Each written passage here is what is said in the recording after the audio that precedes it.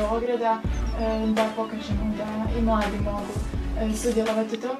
Naravno da ste uvijek ovdje dobrodošli kao bivši polaznici vrtića.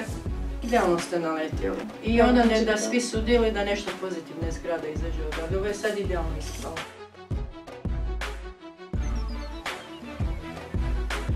Evo sad ću nazvati ravnateljicu vrtića da se dogovorimo za planiranu akciju. Pa evo.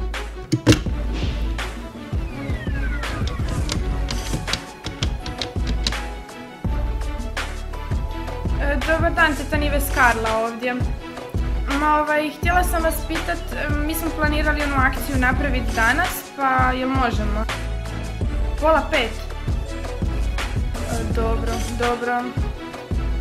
Dobro, super. Hvala. Doviđenja.